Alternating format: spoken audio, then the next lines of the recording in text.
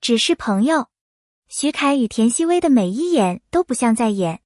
真相要来了，命运在黑夜的缝隙中翻面，故事从风声开始。长安的夜，总有种压在屋檐上的湿气。风从街巷深处吹来，带着不易察觉的不安，像是藏在黑暗里的耳语。白天人人谈笑如常，夜里却将真正的心事藏进阴影。梅竹雨走在这一片昏黄灯火之中，步伐稳重，衣摆随风微微摆动。他白日是认真、严谨，不容人轻易靠近的官员，为人处事干净利落。可入夜后，他换上朴素的青衣，腰间挂上镇妖符，变成另一个身份，暗夜捉妖的道士。双重身份像双刃的刀，逼着他把真实情绪藏到最深。白天他遵守朝规，夜晚他遵从内心。他不知道这种生活是宿命还是注定的枷锁，只知道自己一刻不能停。而在城的另一头，田曦薇饰演的少女武真正悄无声息地走过一片暗巷。她白天风姿明媚，贵气逼人，夜里却完全变了模样。外人眼里她只是名门千金，却无人知道她真正的血脉。她是猫妖，她守着妖室，为那些被误解、被驱逐、无处栖身的弱小妖族奔走。他们一个逐妖，一个护妖，两个世界原本没有交集。可命运就是喜欢在最安静的夜里突然翻页。他们第一次见面，并非浪漫，而是混乱。夜里有人惊呼妖出现，孩童受惊。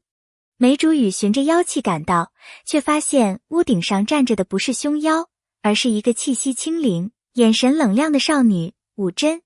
你为何护着他们？梅竹雨问。武真手中的小妖瑟瑟发抖，但她站得笔直，因为他们没想伤人。简单一句话，却把双方的立场瞬间撕开。他是斩妖的利剑，他是妖的护盾。那一刻没有刀剑，却比刀剑更锋利。两人都看见了对方眼里深藏的伤口。他看见他压抑的挣扎，他看见他孤独的倔强。矛盾从不是吵出来的，而是在对世间悄悄扎根。后来的见面不是刻意，却像命运往他们身上施了引力。梅竹雨发现武真不像他见过的妖，他并不狡诈，也不凶厉。而武真也看出梅竹雨不像那些视妖如仇的官员，他冷但不盲目。他们嘴上针锋相对，心里却在被对方的真实触动。越是拌嘴，越是想靠近；越是互相质疑，越是无法忽略心底的悸动。梅竹雨第一次在深夜质疑自己以往理所当然的规则。武真也在回去的路上忍不住回想他那句冷冷的提醒：别再独自涉险。这句话不深情，却让心跳漏了一拍。长安忽然被一股未知邪气笼罩，妖势震动，人心惶惶。朝堂命梅竹雨查源头，妖族里也一致要求武真维护族群安全。他们被逼到同一阵线。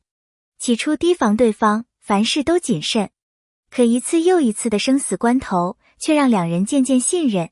武真发现他比任何人都值得依靠，梅竹雨也看见他比旁人都更坚定。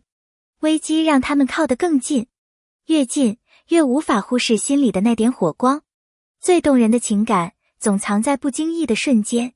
武真第一次被困在妖阵时，梅竹雨几乎不要命地冲进去救他。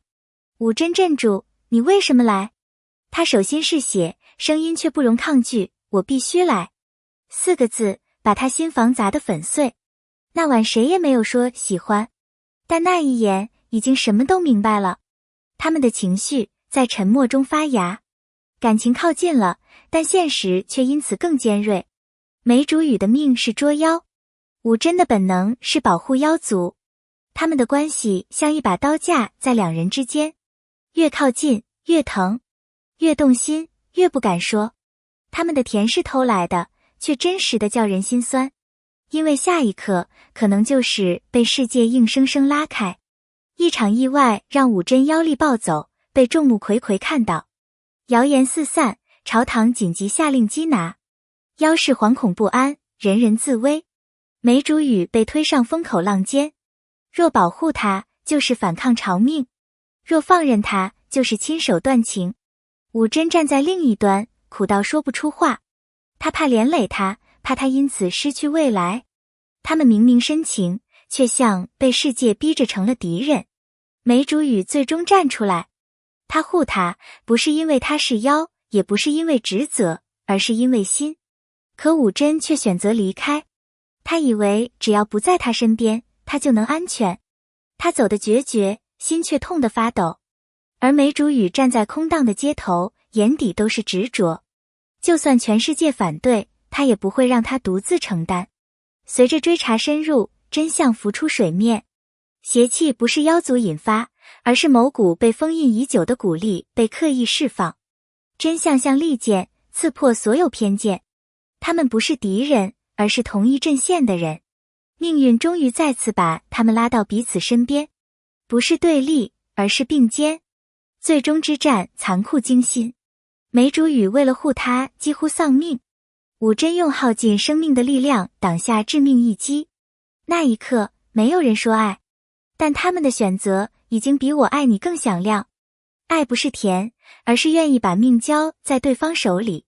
邪气消散，长安恢复秩序，朝堂开始重新审视妖族，人妖间的隔阂松动。梅竹雨伤势未愈，武真却一直守在他床前。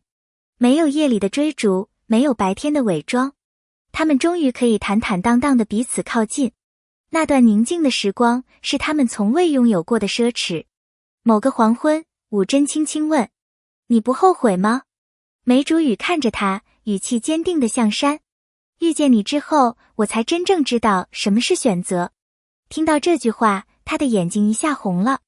他们的爱情不是童话，不是幻想，而是经历无数撕裂、痛苦、误解、生死后的真实结果。